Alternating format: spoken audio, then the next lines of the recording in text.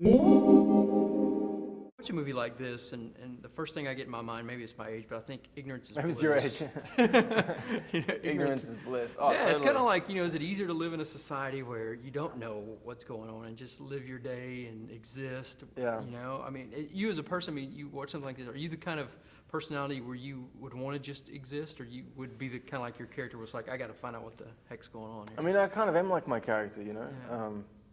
I have that adventurous kind of spirit where you just don't care what happens, you just go for it. The consequences are, you'll worry about that later. Right. And I feel like Jonas has the same thing.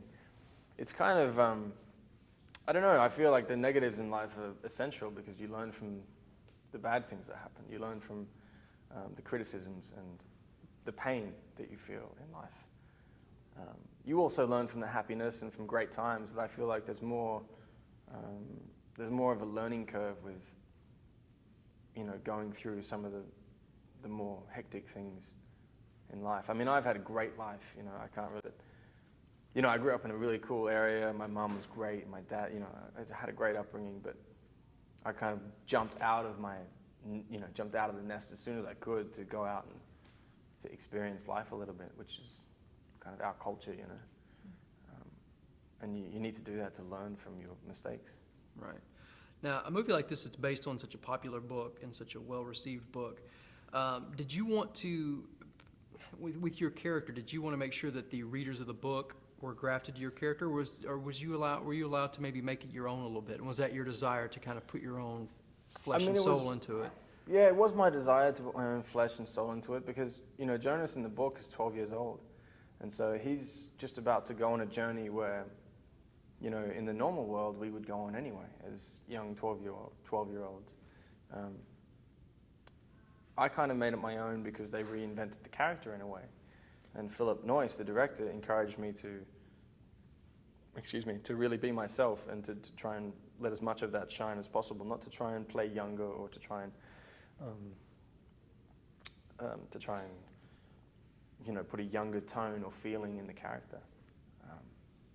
So that was what's great about this film, is that they really allowed me to be myself as much as possible. Yeah. Now, some of the scenes you have with Bridges, I mean, he's such a sweet guy, but he can also be very intimidating.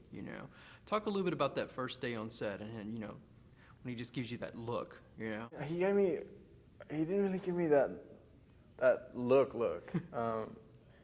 He gave me a lot of lovely looks, a lot of like, let's do this together, let's make a cool movie.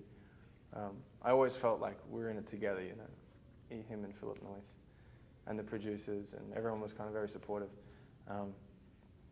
But he does kind of, like when we're in the scenes and anything can happen kind of thing, he does get a little, Jonas / Brenton got very intimidated sometimes, because he's got so much experience, and I don't know, it's kind of like he tried to encourage me to jump out and try new things, but there's a certain part of me that was a little hesitant and reluctant to do that, Right.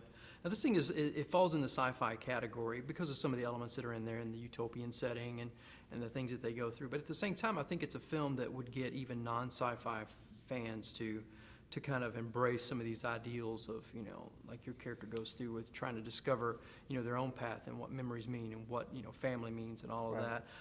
What do you think audience that aren't sci-fi fans, what do you think they will take from it? Well, I think the sci-fi component to this film is very almost in the background. The world that we live in it feels like a futuristic world, and it's supposed to feel a little too comfortable. And I mean that in the sense that you start asking yourself questions like, why do they have to talk about their feelings after dinner, and why are they required to talk about their dreams? Everything is compulsory. It's it happens in our lives sometimes, but by feeling and an instinct. But in this world, it's everything that they do is structured and required and manipulated. Until Jonas, learns that it's all not true, and he decides to do something about that. And I think that, for every community or every society that you live in, there's always going to be a structure to it. you know, the 9 to 5 day that we work, or whatever your job is, whatever you do, has a certain time to it. And I guess this character kind of inspires people to live in the now and really kind of, you know, break free and trust their instincts. Yeah, well said. Well, congratulations on the film, man. Great job. Thanks. And good luck today with all the shenanigans and stuff. So. Thanks, man. Appreciate it. Yeah. All right. Again, welcome to Dallas. Take it easy. Thanks. Treat you well. All right.